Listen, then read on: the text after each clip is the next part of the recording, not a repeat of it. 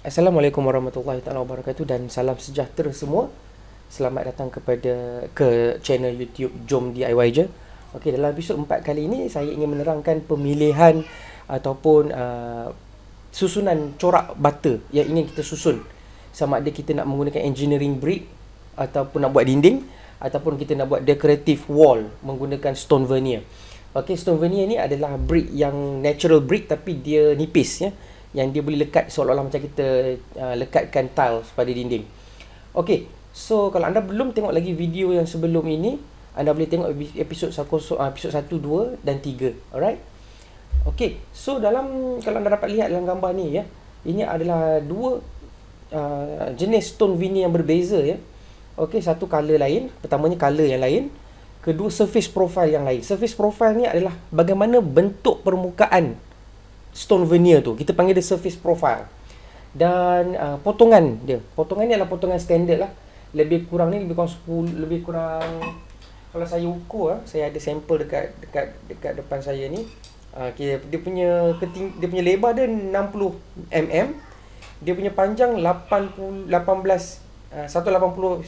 cm, 180 mm. So 180 mm dan dia punya panjang dia punya lebar dia 60 cm, 60 dan 180 mm. Okey, ini adalah standard brick punya potongan lah, dia straight lah, rectangle. Okay, so ada juga yang agak tebal sikit potongannya, nanti anda akan tengok. Okey, so kita kena pilih apa yang sesuai untuk kita jadikan sebagai kita punya decorative wall. Okey, so berbalik kepada pemilihan jenis-jenis brick. Okay? Dalam episod 1, 2 dan 3 saya ada bercerita tentang jenis-jenis brick. Okey, ini saya ulang sekali lagi. Okey, yang ni kita ada standard brick, iaitu brick yang tebal lah, yang digunakan untuk membuat dinding. Standard ni yang jenis facing brick, di mana sebahagian daripada side, okey, permukaan brick tu sangat licin dan disesuai juga untuk dijadikan sebagai featured wall. Okey, featured wall ni maksudnya wall untuk tatapan kita lah. Okey, dan dia ada lubang 18. And then yang anda tengok sini pula, ini adalah flat brick. Maksudnya brick yang sama macam facing brick, tapi sekarang dia ada surface profile. Dia ada surface profile yang menunjukkan corak stone. Okey, ini dipanggil stone veneer lah. Kenapa kita panggil dia flat brick? Sebab dia digunakan untuk bahagian dinding yang flat lah. Dan stone veneer ni juga dia ada bahagian untuk corner. Maksudnya untuk corner brick. Kenapa dia ada corner brick? Okey, berbeza dengan standard facing brick ni, sebabkan brick ni adalah tebal lah, dia ada depth. Dia tebal. So bahagian corner dia boleh gunakan jenis yang sama. So untuk standard brick ni, dia punya design ni semua sama standard. Dia boleh pakai kat corner, boleh pakai dekat dinding. Okay. Tapi untuk stone veneer ni, sebabkan dia nipis, untuk dapatkan natural finish pada corner, dia terpaksa ada satu design yang bentuk macam L. Okay, L ni dipanggil corner brick. Sesuai untuk dipakai untuk bahagian corner, untuk mimik bentuk standard brick yang macam ni. So, kalau anda tengok video nombor 1 saya ya, video episod 1, anda tengok bahagian table stone ni, stone table ni, bahagian kaki ni adalah buat daripada facing brick, iaitu standard brick. Saya tak pakai veneer ni. So bahagian corner ni kita boleh pakai brick yang sama, sebab dia boleh handle, boleh jadikan corak untuk bahagian corner. Tapi kalau untuk stone veneer ni, dia kena ada dua, satu flat, satu corner. Okay. So kita kena tahulah, sebab kita buat DIY, so kita kena tahu apa material yang kita kena beli, berapa kos setiap satu, berapa banyak nak pakai, ikut sizing yang kita buat lah. Contohnya size kita punya stone, size kita punya table top ni, ketinggian kita punya support leg dan area keseluruhannya ya. Okey. Dan ini juga salah satu jenis stone veneer yang warna hitam pula. Okey, yang ni coraknya lain sikit dan ukuran dia pun lain sikit. Dia tak macam rectangle ni. Dia lebih macam orang cakap lebih thicker dia punya depth, dan dia lebih shorter dia punya length. Dia punya panjang dia pendek, dan dia punya lebar dia kecil sikit, dan dia punya coraknya lebih menonjol. Corak permukaan dia lebih menonjol, bermaksud surface profile dia lebih tebal, lebih menampak macam stone berbanding dengan yang ni lah. Yang ni macam very subtle je kan. Yang belakang ni standard light sand brick lah. Ini batu-bata, ini batu simen biasa lah, yang murah tu kan, yang lightweight. Alright, so dalam proses buat projek ni, saya ada beli 1 ke 2 kotak untuk sampel, saya try and test. dan juga saya juga test untuk jenis-jenis lekatan yang ada lah menggunakan cement gum. Cement gum yang saya pakai adalah Sika Creamer 88 anda boleh cari senang saja. Dalam package 25 kg. Okey, so bancuhan dia anda boleh campur sikit pasir halus, tak nak campur pun boleh. Gunakan Sika Latex pun boleh. So anda kena test ratio yang sesuai. So pada saya guna ratio yang satu Sika cement gum. Lepas tu air bergantung kepada kelikatan dia lah, kita nak achieve dia. Dan Sika Latex saya campur sikit untuk kuatkan adhesion, dan saya campur sedikit dengan pasir halus. Okey, dalam Sika Creamer Sika Ceramik 888 tu dia dah ada white sand dalam tu, white fine sand dalam tu, sudah ada premix. Tapi saya campur juga, alright, sebab saya nak dapatkan texture grain tu. Okey, so bila saya buat dan saya test untuk pelbagai jenis ketebalan, okey, dan saya gunakan juga je sebagai grouting, actually boleh gunakan sebagai grouting. Alright, dan saya test sama ada kuat dia ke tidak, dan saya perlukan scorching atau tidak. So sebab kita DIY kan, so kita dalam benda kita buat ni kita tak selalu buat. Bila DIY ni kita tak selalu buat, tapi kita buat untuk satu projek seolah-olah kita menggunakan teknik yang betul. Okey, so bancuan tu sangat penting supaya dia tidak crack kemudian hari, dan supaya tidak ada ruang-ruang rongga yang air boleh masuk. Okey, make sure kita kena sapu cantik-cantik. Okay, nanti saya akan tunjukkan video macam mana saya buat lah. So episod kali ni kita just tengok apa yang sudah saya buat, hasilnya, dan actual video nanti saya buat bila saya tunjukkan macam mana satu-satu, macam mana nak susun nanti. Alright. Okay, ini tiles ya. Okay, ini bukan real bricks. Okay, ini bukan real bricks. Ini adalah corak brick yang printed on tiles. Dia licin permukaan dia, ataupun dia ada mungkin sedikit timbul bentuk dia, tapi dia bukan printed. Sorry, dia bukan real bricks lah. Okay, ini adalah salah satu option yang cheap lah, murah lah, untuk kalau siapa yang budget tak ada budget untuk guna real stone veneer, boleh pilih tiles macam ini. Okay, daripada jauh nampak sama, tapi bila dekat nampak dia punya permukaan dia sangat-sangat berbeza. Okay, so alright, okay, ini adalah dua contoh stone veneer yang berbeza daripada segi color. Yang atas ni lebih reddish, lebih merah. Dalam merah itu pun dia ada pelbagai jenis saturation. Ada yang very saturated, ada yang very darker, ada yang faded, ada yang macam dah kena burn mark, ada dah rusty lah. So yang bentuk dia ni bentuk dia sama, size sama, cuma dia punya surface profile dia lebih rougher, lebih rustier. Okey, yang bawah ni adalah brownish, dia macam brown sikit, macam brown warna original batu merah tu, batu merah biasa, tapi permukaan surface profile dia lebih kurang sikit rough lah. Dia masih lagi halus je dia punya stone texture dia, berbanding dengan yang atas ni dah nak lebih rougher lah. Okey, so saya pilih yang ni untuk kebanyakan design saya. Yang ni mungkin saya akan pilih untuk buat dome, pizza dome, oven dome, ataupun BBQ pit, ataupun mungkin untuk tampal kat dalam bilik ke kan. So it is lebih industrial look lah. Okay, alright, so ni pattern dia jenis zigzag pattern lah. Ini pattern paling common dan pattern paling orang cakap paling standard. Okay, anda boleh juga susun brick susunan lain. Okay, kalau anda pakai brand Suzuka tu, anda boleh tengok dia punya recommended brick pattern, anda boleh tengok. Alright, so saya pilih yang ni lah. Okey, so bila kita dah nak tampal dekat dinding ya. Okey, ini adalah dinding asal, dinding pagar ataupun apa-apa dinding lah ya yang sudah ada. So bila kita nak tampal stone veneer ni, right? Kita kena cari reference point ataupun reference plane, ataupun kita panggil rujukan, garisan rujukan ataupun permukaan rujukan, untuk kita make sure kita buat starting point tu kena betul. Starting point ni lah masa kita nak buat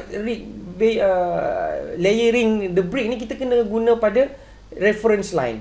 Kita bukan start daripada bawah, kita start daripada reference point ataupun reference line, supaya dia akan tegak daripada tengah ke atas dan tegak daripada tengah ke bawah.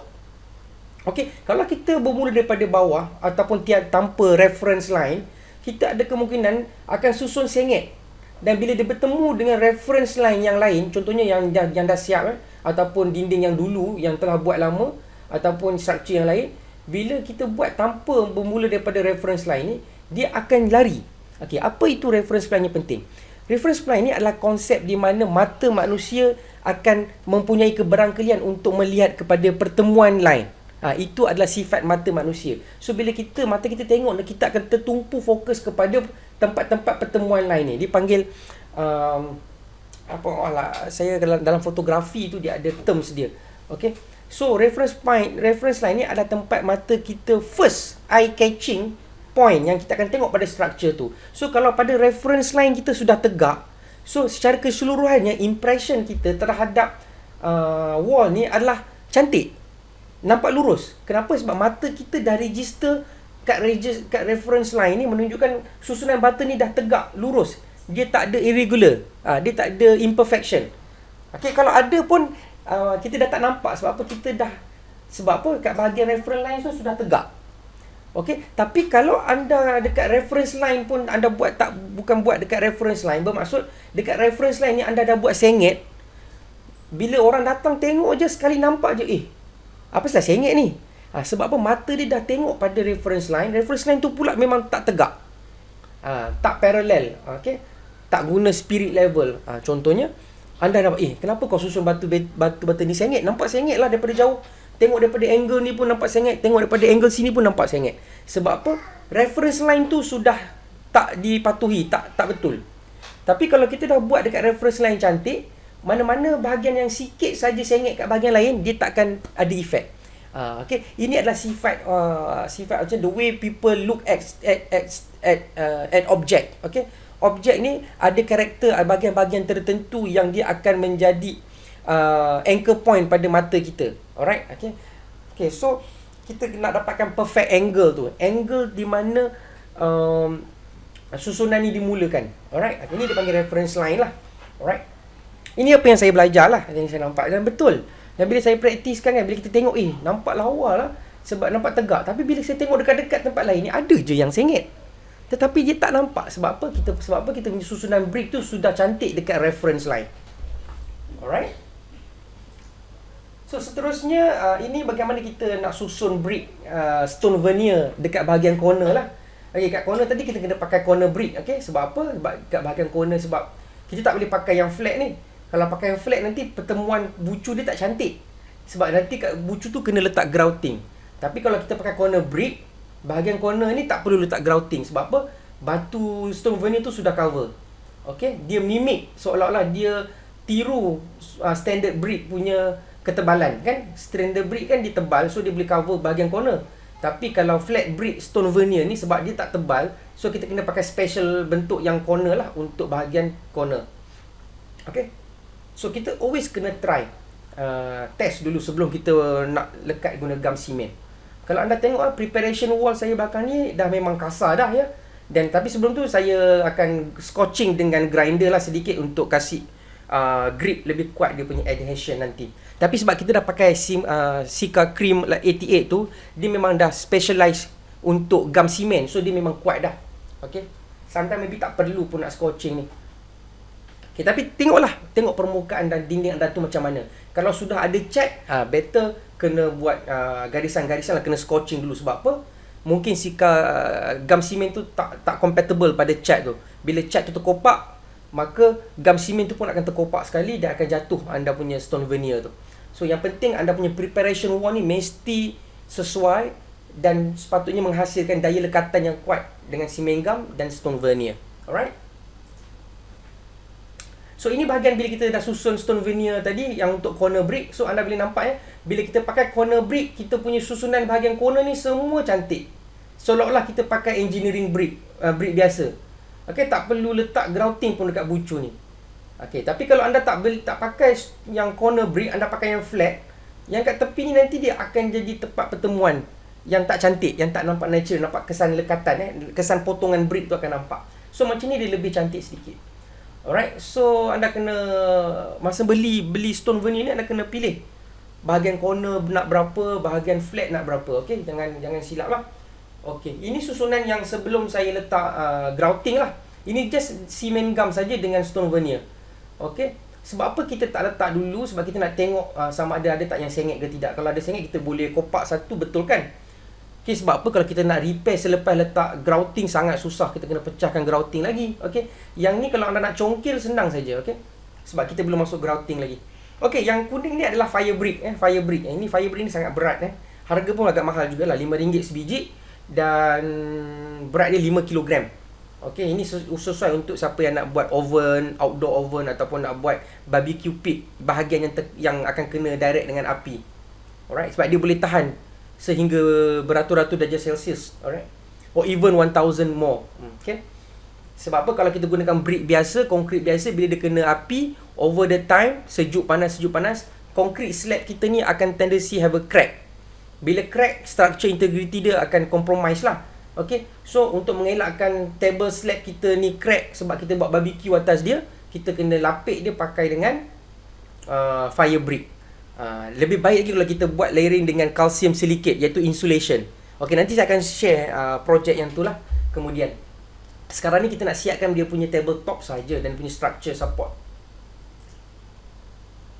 Okey, ini adalah tabletop yang hampir siap lah apabila saya sedang lekatkan stone veneer tadi, tapi masih belum grouting lagi. Macam saya cakap tadi lah, kita jangan letak grouting dulu sebab kita nak tengok ada tak sengit, yang mana-mana sengit ke macam ni kan. Kita kena repair.